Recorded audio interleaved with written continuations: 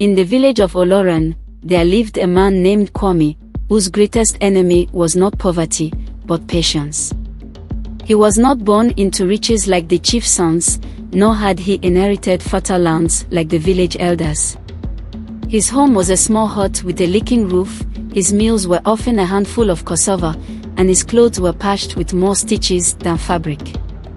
But what burned inside Kwame more than anything was the shame of struggle.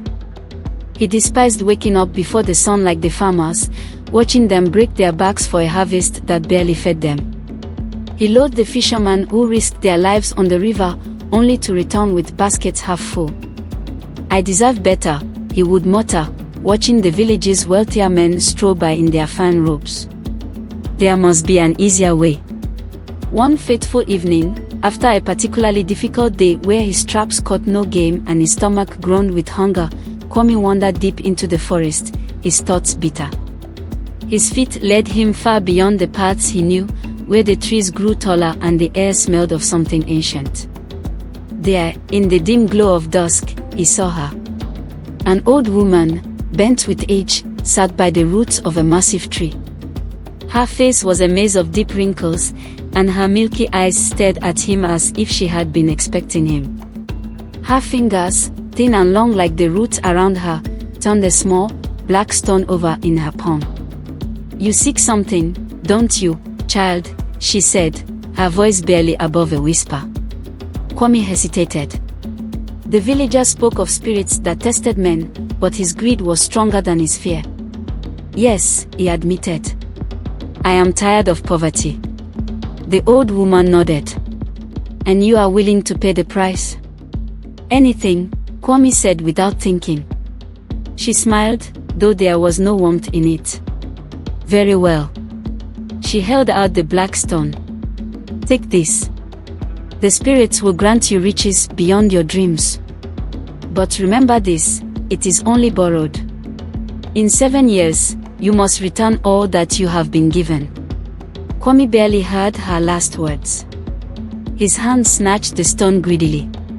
As soon as his fingers closed around it, a wind howled through the forest, and the shadows stretched unnaturally long. The woman was gone. Only the stone remained in his hand, warm against his skin.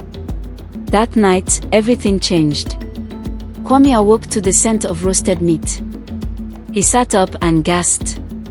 His small, broken hut was gone, in its place stood a grand house with golden lamps, thick woven mats, and walls covered in the finest carvings.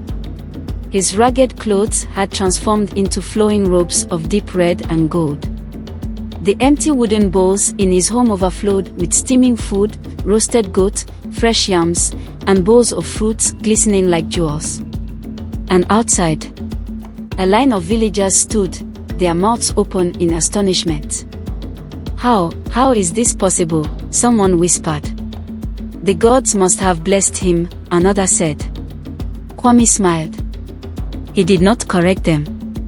Over the next few years, Kwame became the wealthiest man in Oloran. He owned the largest farm, the fastest horses, the finest clothes.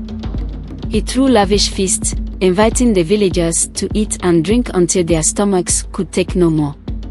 But with wealth came arrogance. When the farmers spoke of their hard days, Kwame laughed. "Hard work is for fools," he said. "The wise find easier ways." When old friends came to him for help, he sneered. "You should have thought of that before," he told them, shutting his golden doors in their faces. Kwame forgot hunger. He forgot struggle.